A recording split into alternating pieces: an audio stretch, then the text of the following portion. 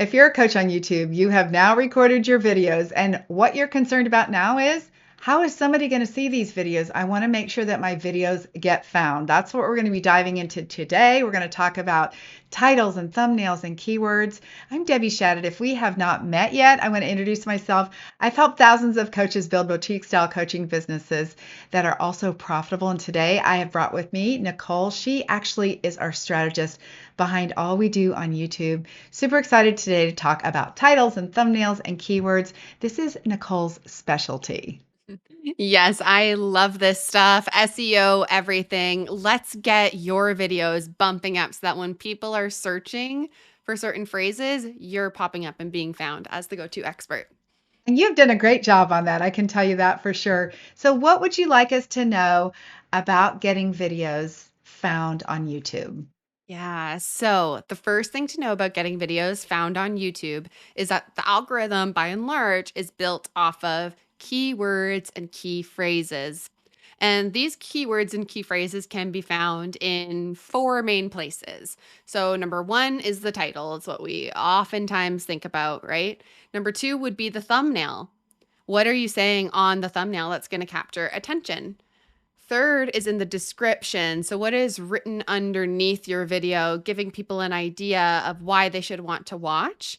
And then number four is actually in your subtitles. So, this is something especially new creators on YouTube tend to overlook is you should be uploading your subtitles separately as an SRT file.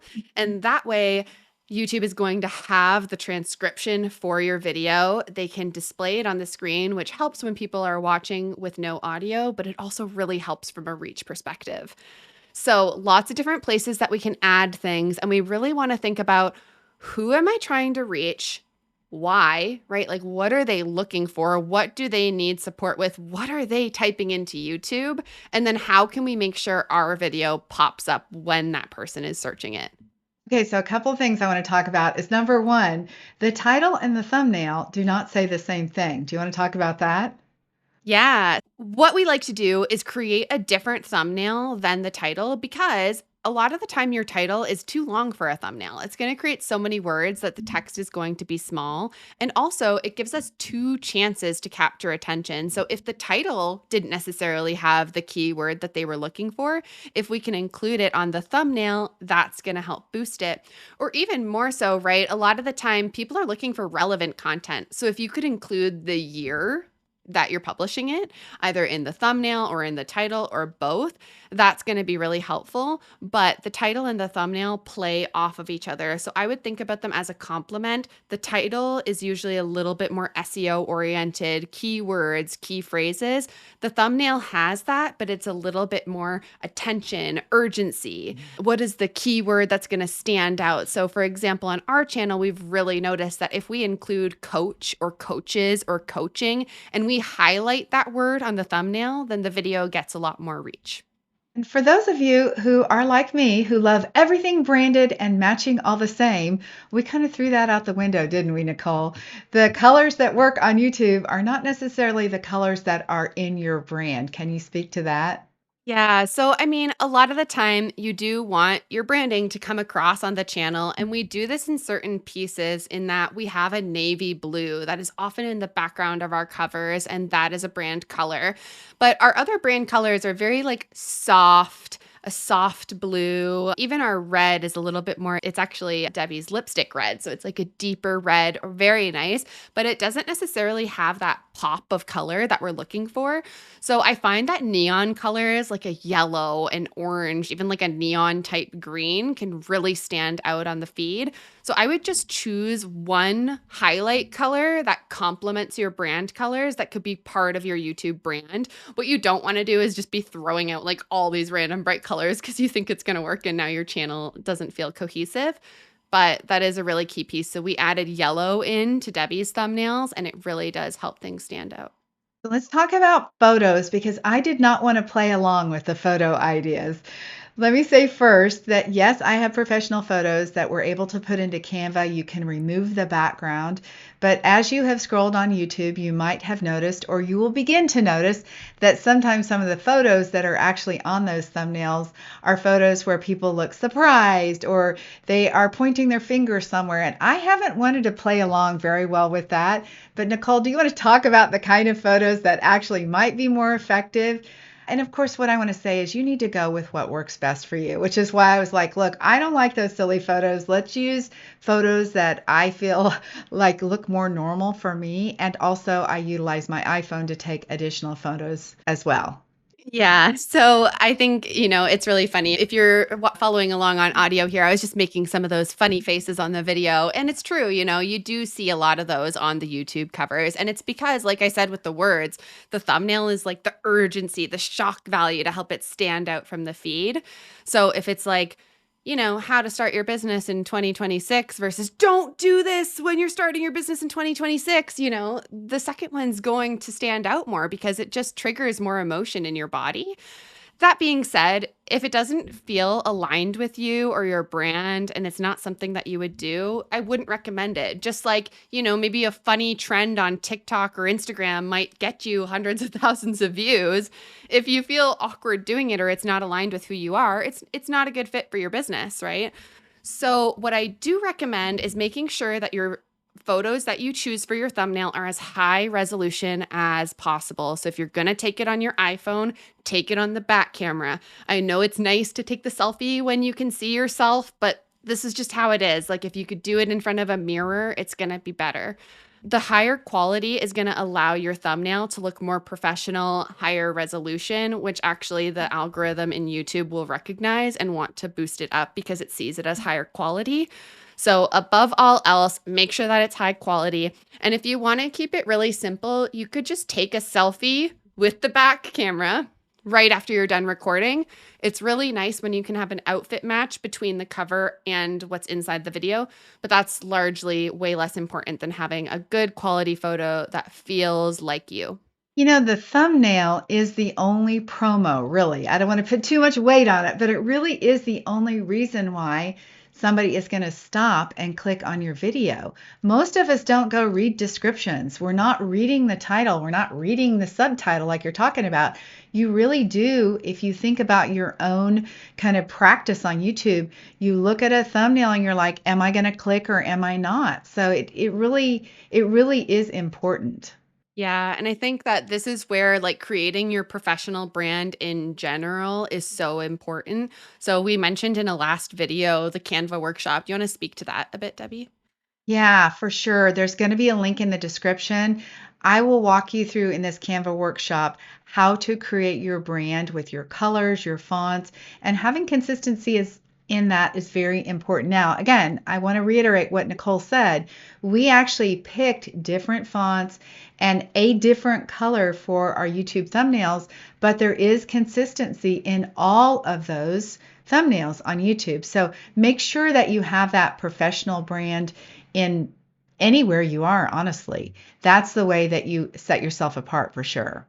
Yeah, and Canva is going to be a really great place for you to make your thumbnails. That's where we make our thumbnails. They have plenty of templates that you can use and rebrand with your branding once you have it created there. And then also, like Debbie said, we've switched up the fonts a little bit. So something there is, our brand font is Playfair Display is one of the key brand fonts. It's a serif font. And what we find on YouTube is that actually a sans serif font is going to perform better because it allows it to be that much bolder and stand out. So as you're designing your thumbnails, take the essence of your brand and then add that sort of like attention, urgency piece just so that it can really stand out. So I would love to talk about some of the other tools that we use. We will leave links for those as well, whether it be TubeBuddy or vidIQ, and how you utilize those tools to help you with descriptions, with keywords, with even titles. Now, I do want to preface, you don't have those tools to get started. You definitely can just pick a title. Don't let any of these things be barriers. If you have to go learn new software, don't let that be a barrier. But I'd love for you to talk about how those can help you in getting your YouTube channel, I guess, seen, get more views, get found easier. Can you share about that, Nicole? Yeah, so both TubeBuddy and vidIQ allow you to do searches around your SEO and essentially see scores from their software on your title, your description, your tags, etc., so that you can start to get an idea. Is my videos tracking with creating good SEO? Am I popping up in the search feed? And it's quite cool because you can I both identifies key phrases. So, what are people actually searching? You can put in different variations of it to see what performs the best. And then from there, you can actually see what are the top videos that are popping up in that category, both one for inspiration, two to pull other related keywords. Oftentimes in their description, they'll say similar things. So you'll want to include those key phrases as well in your video. And third, just to keep track of like how well am I ranking. So we have a few key phrases that we target again and again. And it's quite cool to see like, oh, we actually own, 6 out of 20 of those top places in that key phrase Yeah. versus 0 when you start out, right? So that's a fun TubeBuddy feature. They have a ton of different features. Like something else that's nice is if you wanted to bulk update. So I had mentioned earlier with SEO, it can be helpful to add the year in there, but then now things switch over. It's not 2025 anymore, it's 2026.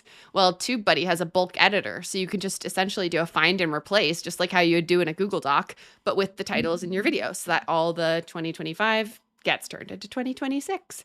Or, your program name changes or your IP changes. You can replace the whole blurb with your updated blurb. So lots of different pieces there. But from a search and find perspective, it's really about identifying the key phrases and then analyzing your title, description, and tags to see how is it going to rank in that key phrase. How likely is it to show up at the top of the search results? So they're really great tools. I mean, TubeBuddy is a pretty low cost tool, I would say. But something else that YouTube came out with a little bit more recently that you can check out, even if you don't have those tools, is they have an inspiration section inside of your YouTube studio. And whilst it's not going to tell you the SEO of your video is 80 versus 100, like how TubeBuddy would, it will give you ideas based on your content, based on the audience that we're recognizing watches your videos. Here are some hooks, here are some titles that you might want to create from. So just as a starting point, if you don't have either of those, go and check out the Insights tab in your YouTube studio. You're talking about using TubeBuddy and vidIQ for analytics, but YouTube also has some great analytics. Yeah, so we actually don't use TubeBuddy and vidIQ as much for analytics on, say, the video, but more analytics on the content that you're putting into the video. So you'll put in your key phrase, let's say, how to grow on YouTube as a coach, and then see based on the title and the description that I've written, what is the ranking there. But you're also going to really want to make sure that you're paying attention to your analytics post publishing. So TubeBuddy pre-publishing, getting all the SEO lined up, and then afterwards, how did my video perform? YouTube has an incredible analytics dashboard. You can see their regular analytics. You can go click into advanced and see everything from like what countries watch, what timing, what is the gender breakdown. Pretty much anything that you'd want to see about your videos, you can find in the YouTube analytics. All that to say, though, just to bring it back full circle, is it's easy to get lost in there. And like we said in a previous video, focus on like vanity metrics. You really want to center yourself in why are you doing this channel? What is the positive outcome for you? And that might not be 1 million views. It might be, every 2 videos I have somebody reach out to me. It might be every video I have 20 calls booked on the back end, right? It's going to differ for your business, but I'd encourage you that while you use the analytics to help guide future content, you're really staying grounded in your why. Oh, for sure. It is fun. If you have the right mindset, it is fun to go look at your analytics and be able to see how many minutes are people staying on my videos. Like what point did they drop off on my video just at a glance? which like topics seem to do the best. I know you have looked those up, Nicole, based on, keywords that we know are best for us. But if you have the right frame of mind, it is good to go in there and look. Now, I'm saying the right frame of mind because I also don't want you to judge yourself if you go in there and look and you're like, oh, people drop off at 3 minutes, like I'm doing something wrong. No, you're not doing anything wrong. That might be the average drop off rate for your videos, but we're not worried about everybody. We're worried about the handful of people that are going to reach out to you that actually did watch the whole video and we're like, I love that girl, right? That's who we're actually thinking about. So make sure you use those analytics wisely to help you instead of to punish yourself for maybe thinking you're not doing good enough. Yes, exactly. Don't look at those drop off times and beat yourself up. People are always going to drop off on a long form video, right? It's just part of the game. A really key part inside the analytics that I would recommend you look at is the content tab. So inside there, you can see how did viewers find my channel, right? Even your shorts. Did they find me in the shorts feed? Did they find me from searching? Did they find me when browsing? So that can help you to get an idea of what you can lean into for growth. And you can also see what your top videos are, right? So if you have a video that takes off and gets 5 times the views of the others, there's a good chance that you should be making more videos on that topic or something similar. One last thing I want to mention about analytics, because I know you ladies out there, my 50 plus ladies, you get worried about the stalkers. You get worried about the guys that are watching you and leaving you comments. I'm just going to tell you, don't worry about it. Those are people who have nothing else to do. Nobody can actually connect with you, okay? When I look at my analytics, I'm like, how could it be like 40% of the people watching are men when I literally say I coach women 50 plus? So not only will we be able to see the ages like of the people who are watching, but you'll see the gender, how many men and how many women. And look, you're always going to have comments of people saying things, virtual assistants trying to sell you something, whoever it is, don't worry about those. You just worry about connecting with the people who actually need you, okay? That's where your focus should be, not on the kind of creeps that are out there commenting on things. Yes, and if those creeps are finding your video, honestly, it's usually a good thing because it means that more and more people are finding it. Same with if somebody is commenting on your video, like, hey, the SEO could really be improved on this, or you could really improve your thumbnail. They are mass sending out those comments. So don't take it personally. Actually, take it as a pat on the back because they found your channel enough to want to promote to you. That is so true. So, talk about how you can utilize a video to get somebody to the next step. Should people be adding calls to action? What should they be adding in the comments section of each video? Yeah, so you want to encourage people to comment on your videos because when Mhm. people comment, it increases the engagement, which then increases the reach. It's just like any other social platform. The more social activity that you can create, the better. So, a few different ways that you can do this. One is just a strict engagement call to action. So, like let's say you're talking about your favorite shoes. What are your favorite shoes? Let me know down below. Or even better, to ask something almost like controversial that people can't help but share their opinion on. That's always going to get people going off and maybe even like going back and forth in the comments with each other. So, it's not to say that you have to pose a position in the controversy, but even just saying it and asking some sort of a question about it. Like it could be about for coaches like dancing on TikTok. Like that could be I don't know, it's not super controversial. But anyways, you Yes, get it the is. Nobody idea. wants to do it. It's controversial. They don't want to do it. I know that for sure, Nicole. So, anyway, go ahead. Yeah, so anyways, getting people just to engage. So as you're recording, think somebody is on the other side listening and they could respond to me. So how can I get them to do that? I would weave that in your video a couple times as long as it feels natural. You don't want to like pause your time to just be like, let me know your dog's name in the comments. P.S. Me and Debbie both love dogs. So if you want to let us know your dog's name in the comments, we would love to hear it. So That's for that's one sure. piece. Engagement. The other piece is, as you said, Debbie, like how are we getting people back into our world? How are we getting them on to coaching calls, for example? So you can have your links in the description. I recommend putting your links closer to the top if you can, because people don't tend to scroll a whole lot. And then in your video itself, you can have different call to actions that send people places, either to free resources, right? Like we mentioned in a previous video, we have a really great free Canva workshop, and it's complementary to the video. It's going to help you take your next step so that you can build your professional brand and bring that over to YouTube. So any way that you can weave in things like that you're going to be able to provide additional value to your audience, you can either let them know that the link is in the description, or my preference is to have them comment a keyword. Because again, the comments are going to just boost your engagement. So comment Canva if you want the link to that Canva workshop that we were talking about, for example. And then, of course, we reply to our comments regularly to make sure that those links are getting sent out. And then the other piece is just direct to a call, right? I would use this one least often, especially on YouTube. You don't want to be displaying like, I have all this free time on my calendar all the time as a coach on YouTube. You want to show up as that professional manner. And though, if people want a chance to book a call to take that next step, you should make it clear. So is there a contact form? Is there an application form that they can reach out to? And just include that in the description. Even if you don't mention it in the video, you can mention it in your videos as well. Like, hey, if you want to take this to the next step, book this call with us, and here is the outcomes that we're going to get to. I would just say use that one a little bit more sparingly than the other two. Whenever you can show up and provide value, give, people want to reciprocate. Debbie, you can speak to this. Is like, we're more often being like, go grab our free workshop. We have these amazing free graphics. You can use these here. And then people reach out to us via email. They go find our contact form. They find the booking link, and they just have much more like, know, and trust because we've given them those assets, right?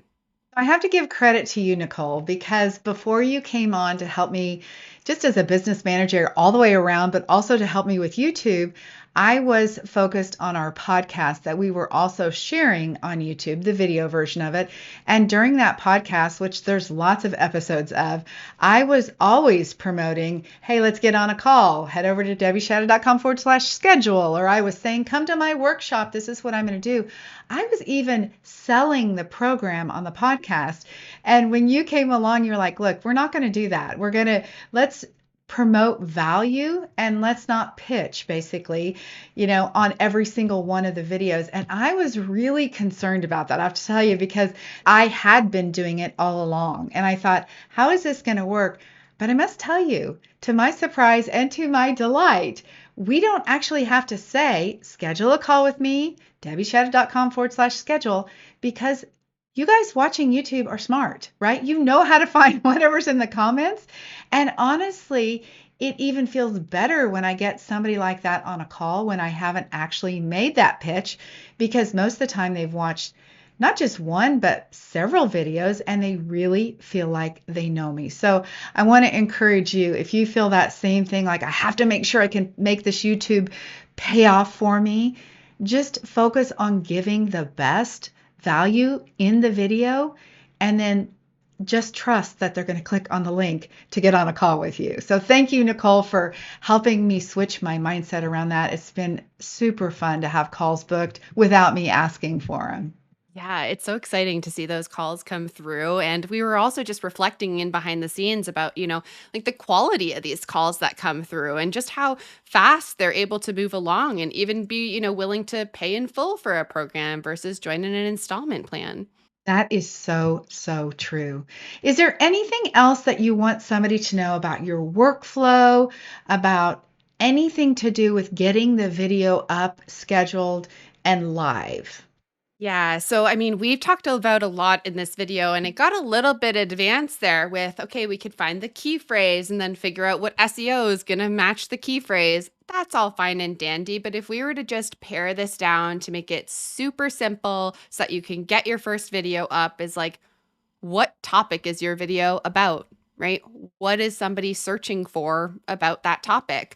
That's probably going to give you a really good idea of what your video name should be. And then from there, you can pay attention to the analytics and keep improving and developing. And also know that you can always go back and change the video title. You can always go update the description as you improve, as you figure out certain things. So I just keep it simple, What are your people searching for? Just thinking about it logically and then designing your video around that.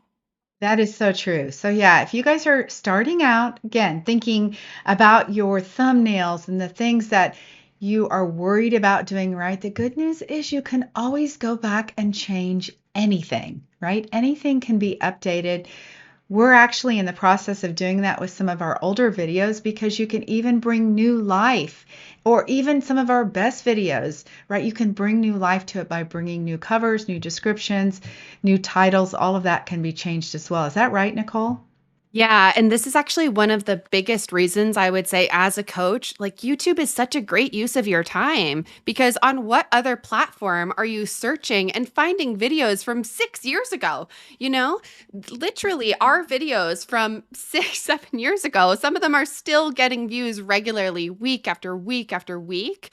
And so it really is an evergreen sort of like lifelong strategy for your business that positions you as this expert online. So I would just say, like, I hope that this series has simplified things enough to get you inspired to get started because the possibilities are endless. There is so much room for coaches to grow on YouTube. So, so true. I want to encourage you to take this attitude that somebody that I was recently listening to said. They said, when I started on YouTube, I decided I was going to marry YouTube. I was going to commit to it so fully that I was going to do it no matter what. And I have to tell you, she decided to marry YouTube before she ever did her first one for 3 years. That's what she committed to. But you guys cannot believe what happened to her YouTube. Within 1 year, just with that level of commitment, within 1 year, she had dramatically changed her business. It had impacted her results in her coaching business so much. So I really want you to take YouTube seriously as a way to grow your coaching business, to grow that, know, like, and trust. Again, just referring back to that 7-11-4 study done by Google, 7 hours can be covered so easily when we're talking about YouTube videos where somebody can watch and really feel like they get to know who you are and feel like they know your personality. So please don't make this too complicated. Just start with your first video. Nicole's giving you the tips on how to get started, get it set up, do your first video. Don't worry about not having a bunch of followers, a bunch of subscribers. You will build a channel. I'll tell you, you'll build a channel that will grow subscribers. Once you add YouTube Shorts in it when you're ready, once you start utilizing some of the software, you'll get better at the videos as you go. You'll get better at seeing what titles work, and your progress will compound. You'll pick up speed as you go. So please put yourself out there. Use this as the way to grow your coaching business. And make sure to check out any of the resources that we have linked below. We talked about Descript and about TubeBuddy and about vidIQ and Canva. All of those things will make this so much easier for you. Okay, so before we go, I want to thank Nicole. Thank you so much for being here. She's not only an incredible asset to my team and to my business, so thank you so much, but also, man, you just really helped us make YouTube seem simple and approachable. So thank you so much. Oh, well, thank you for having me. It's been a pleasure. And I really hope that this inspires you all to go and start a channel. If you do, like, leave a comment below. We want to follow along with your channel. We'll be your first subscriber. So drop that in the comments for us. Oh, that is so good. I would love to subscribe to your YouTube if that's what you decide to do today. Thank you so much for being here. Make sure you follow along for more, and we'll see you guys in our next episode.